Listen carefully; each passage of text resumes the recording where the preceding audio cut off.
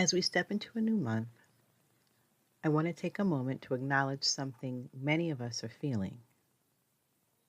January. Woo child. Or, as my grandmother on my mother's side would say, oh my father. January has been a long month. It's been filled with nonstop breaking news, constant updates, and a steady stream of uncertainty. Whether it's concerns about your rights, your job, or your personal safety, it's understandable if you're feeling overwhelmed, exhausted, or even anxious. If that resonates with you, I want you to know that your feelings are valid. You are not alone in this. The weight of uncertainty can take a toll on your mental well-being. But there are ways to manage it, to create space for yourself, and to prioritize your peace.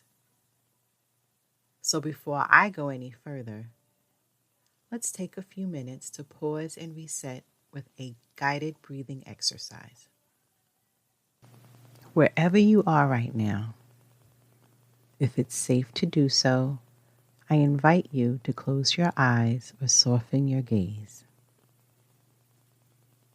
And take a deep breath in through your nose, hold for a moment, and slowly exhale through your mouth.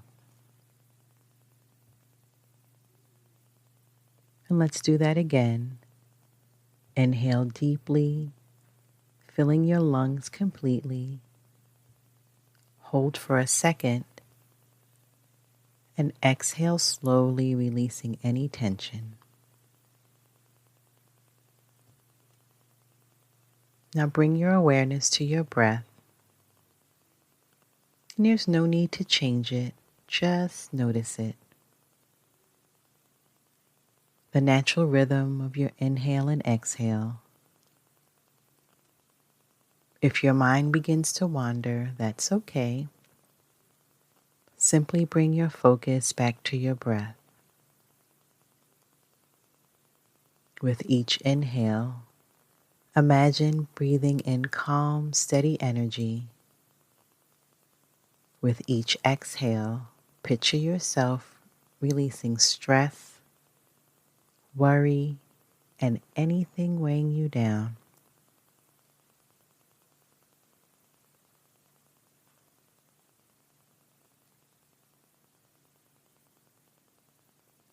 And let's take 3 more slow, intentional breaths together. Inhale and exhale. Inhale and exhale. One more time, inhale and exhale. And when you're ready, gently bring your awareness back to the space around you. Open your eyes if they were closed. And notice how you feel in this moment. A little lighter, a little more present. And as we continue today's episode, remember you can always come back to this space, this moment of stillness, whenever you need. Let's move forward together, one breath at a time.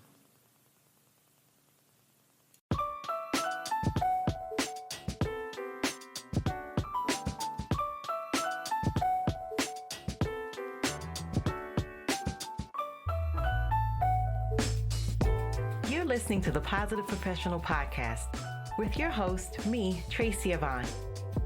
This podcast is a weekly conversation about all things mental health, self-care, and wellness.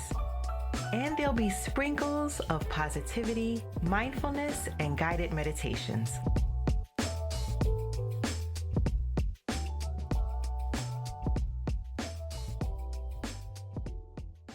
Welcome back to Season 6, Episode 4. And today, as we begin Black History Month, I want to take a deep dive into the history of mental health and its impact on the African American and Black community. Throughout this month, I'll examine how the field of mental health has been weaponized against African Americans and how systemic racism continues to influence mental health disparities, and what we can do to create change.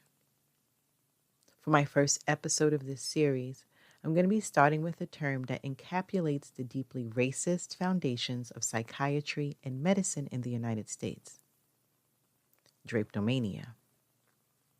You may be asking yourself, what is drapetomania? If you've never heard of it before, you're not alone. Drapetomania is a term that was coined in 1851 by Dr. Samuel A. Cartwright, a racist physician from Louisiana. According to Cartwright, this so-called mental illness was the reason enslaved Black people attempted to escape from their oppressors. In his deeply racist pseudoscientific theory, he argued that enslaved people who fled were suffering from a disorder that caused them to run away, and even suggested a treatment, more severe punishment, and religious instruction to make them more obedient.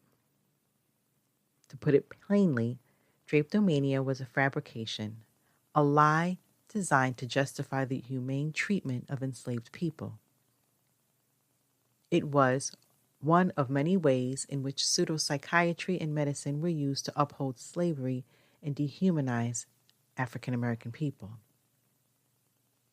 To truly understand why drapetomania was created, we need to take a step back and examine what life was like for African American people in America in 1851.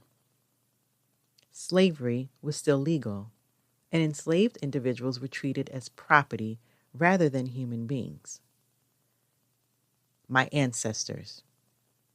They were subjected to extreme physical abuse, forced labor, and constant threat of being sold away from their families. Their labor built the wealth of the United States. And I'm going to say that one again. Their labor built the wealth of the United States. But they were denied even the most basic human rights. The very idea that an enslaved person would not want to escape such conditions was absurd. Yet, to maintain the institution of slavery, people like Dr. Cartwright sought out to pathologize the natural human instinct for freedom. By labeling escape as a mental illness rather than an act of resistance, slaveholders could reinforce their belief that slavery was a benevolent institution, that Black people were inherently suited for bondage. And I'll share more in the next segment.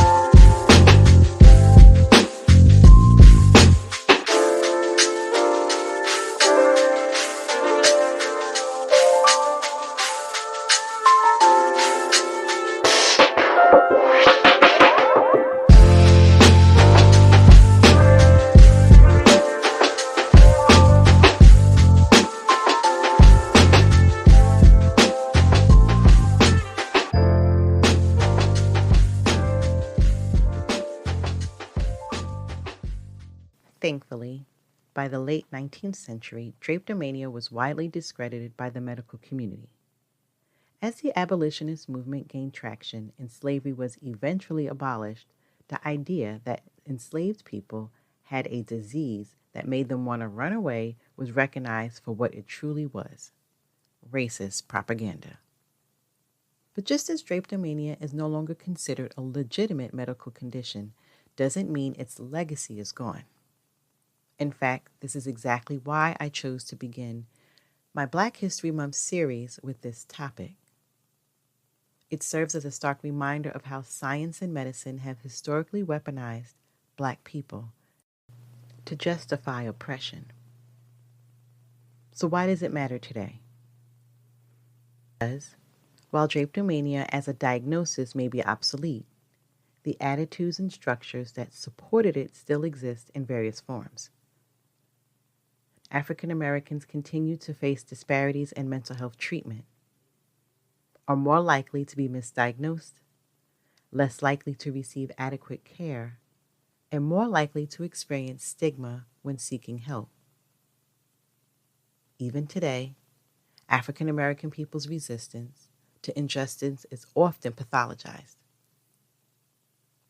The criminalization of Black protesters, the assumption that Black individuals experiencing mental health crises are more dangerous, and the continued mistrust between Black communities and the medical field all stem from this deeply rooted history.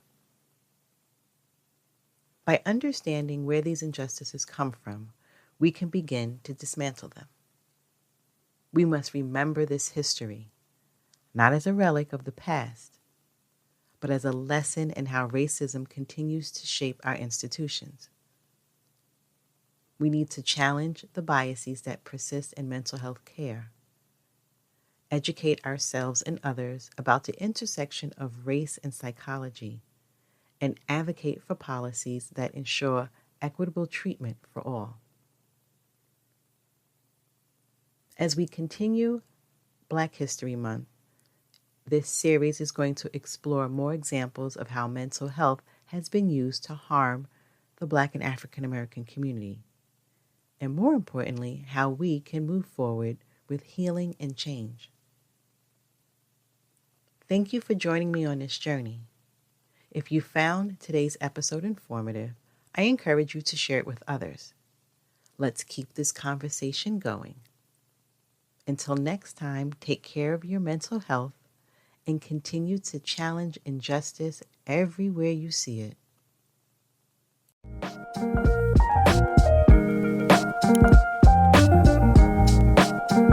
Thanks for listening and supporting this podcast. And make sure you're clicking the like and subscribe button. You can also follow me on Twitter and Instagram. Stay safe, be well, and don't forget to be the best version of you.